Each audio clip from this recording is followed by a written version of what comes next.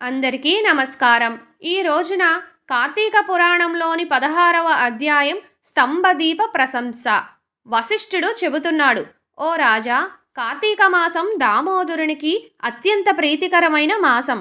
ఆ మాసమందు స్నాన దాన వ్రతాదులను చేయుట, సాలగ్రామ దానం చేయుట చాలా ముఖ్యము. ఎవరు కార్తీక మాసమందు తనకు శక్తి ఉన్న దానం చేయరో అట్టివారు రౌరవాది నరకములు పొందుదురు. ఈ నెల దినములు తాంబూల దానములు చేయువారు చక్రవర్తిగా పుట్టెదరు. ఆ విధంగానే నెల రోజులలోనే ఏ ఒక్క రోజు విడవకుండా తులసి కోట వద్ద గాని భగవంతుని సన్నిధిని గాని దీపారాధన చేసిన ఎడల సమస్త పాపములు నశించుటయే కాక వైకుంఠ ప్రాప్తి కలుగును. కార్తీక శుద్ధ పౌర్ణమి రోజున నదీ స్నానం ఆచరించి భగవంతుని సన్నిధియందు ధూపదీప నైవేద్యాలతో దక్షిణ తాంబూలాదులు నారికేళ ఫలదానము చేసిన ఎడల చిరకాలం నుండి సంతానం లేని వారికి పుత్ర సంతానం కలుగును.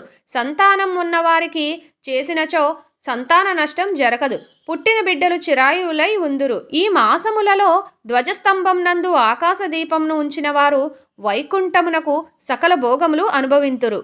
కార్తీక మాసమంతయు ఆకాశదీపంను గాని స్తంభదీపం గాని ఉంచి నమస్కరించిన స్త్రీ పురుషులకు సకల ఐశ్వర్యములు కలిగి వారి జీవితం ఆనందదాయకం అగును.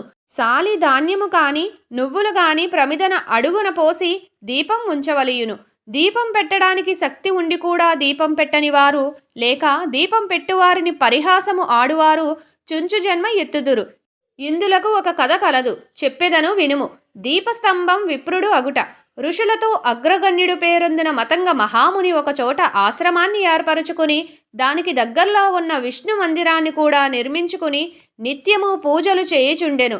కార్తీక మాసములో ఆ ఆశ్రమము చుట్టుపక్కల మునులు కూడా వచ్చి పూజలు చేయుచుండెను. వారు ప్రతిదినము ఆలయ ద్వారాలపైన దీపాలు వెలిగించి పలు భక్తితో శ్రీహరిని పూజించి వెళ్ళుచుండెడివారు. ఒకనాడు ఆ మునులతో ఒక వృద్ధుడు తక్కిన మునులను చూసి, ఓ సిద్ధులారా, కార్తీక మాసంలో హరివారాధుల ప్రీతి కొరకు స్తంభం దీపం ఉంచినచో వైకుంఠ ప్రాప్తి కలుగును అన్న విషయం మన అందరికీ తెలిసి ఉన్నది కదా. రేపు కార్తీక శుద్ధ పౌర్ణమి.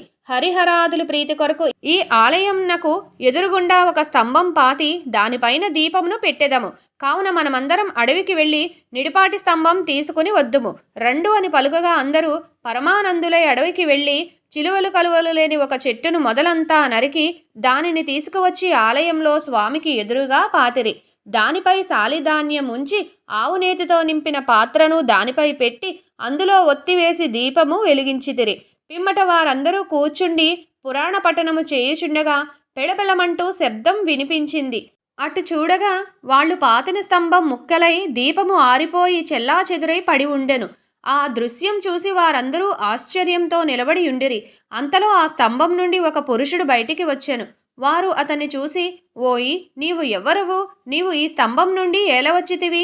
నీ వృత్తాంతం ఏమి అని ప్రశ్నించగా అంతటా పురుషుడు వాళ్ళందరికీ నమస్కరించి, పుణ్యాత్ములారా, నేను క్రిందటి జన్మనందు బ్రాహ్మణుడను, ఒక జమీందారును. నా పేరు ధనలోభుడు. నాకు చాలా ఐశ్వర్యం ఉండుటచే మదాంధుడనై న్యాయ అన్యాయాలు విచక్షణ లేక ప్రవర్తించి తిని దుర్బుద్ధులు అలవడుటచే వేదములు చదవక శ్రీహరిని పూజించక దాన ధర్మములు చేయక మెలిగితిని.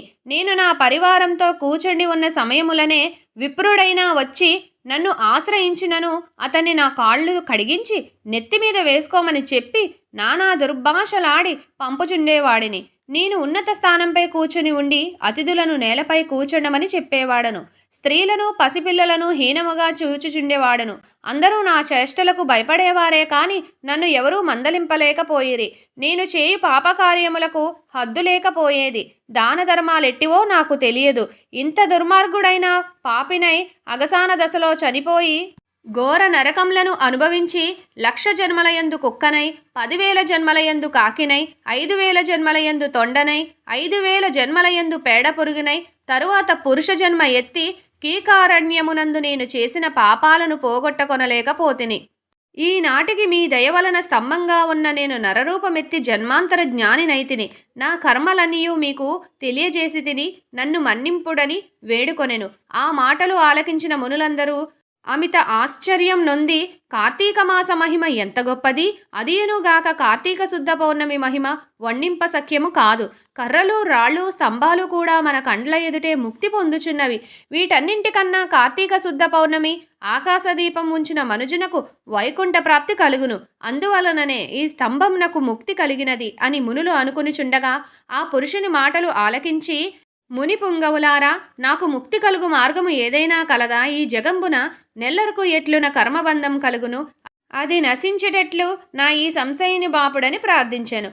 అక్కడ ఉన్న మునీశ్వర్లు అందరిలో తమలో ఒకడగు అంగీరసమునితో, స్వామి, మీరే అతని సంశయాన్ని తీర్చగలరు. అంతటా ఆ అంగీరసములు ఇట్లు చెప్పుచున్నారు. ఇట్లు స్కాంద పురాణాంతర్గత వశిష్ట ప్రోక్త కార్తీక మహత్య మండలి షోడశాధ్యాయము 16వ రోజు పారాయణం సమాప్తం.